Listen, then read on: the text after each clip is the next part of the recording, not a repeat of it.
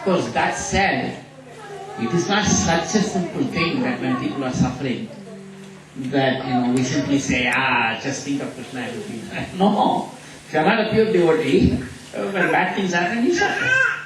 I may be trying to be a devotee, but when things don't go my way, I suffer. There's no doubt about it. Therefore, Krishna says that in fact, unless you become free from all your bad karma, you cannot actually become a devotee. Isn't it? What is? Esham tu antagatam papam jananam punya karma. Esham tu antagatam papam. For those for whom antagatam is finished papa. Punya karma. Punya karma, devotion service. They can engage in it. So it is a fact. But Krishna is so kind to every living entity that factually whatever people get by karma is always very small compared to what they should. We don't know how much sins we commit. We know, we forget. So please try to understand that it is impossible to become sinless in the material world. Not possible at all. You know the story of, you should know the story of that great Rishi.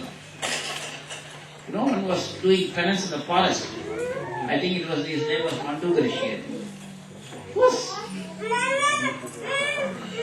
And once he was in complete meditation, and the king's people came, saying, where is the thief? The guy who stole the king's property and ran, necklace, whatever it is.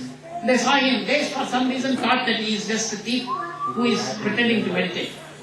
So they asked him, he didn't answer because they were actually in trance. So they put him on a spike. They took on a lean spike and they sat him there. The spike went through him, through the skull, and left him there and went. And then he was sitting there meditating. After some time he came back to, and he said, hey, something is going through me. What is this? Then because he was a great yogi, he just came out of it.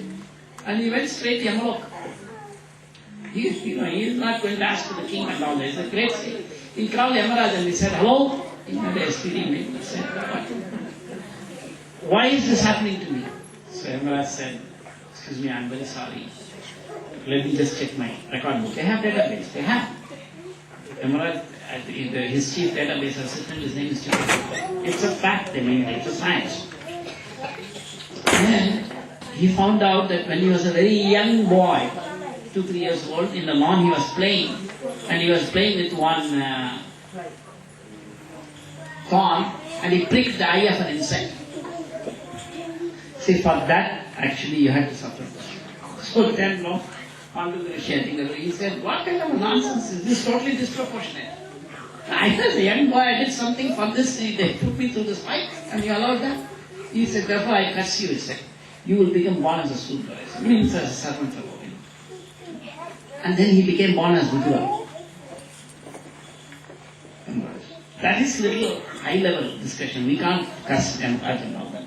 But the point is that it can happen. So you can now, there is nobody else other than Manduga Rishi who can claim, why should bad thing happen to Buddha? He was totally good, he was a great saint.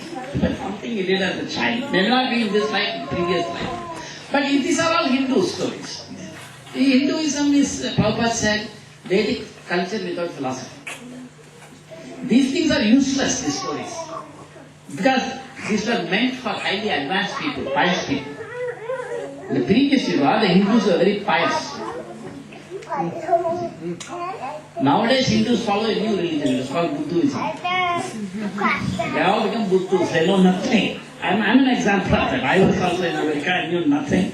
But I was always feeling, I'm from India, we are great. Although I didn't know anything.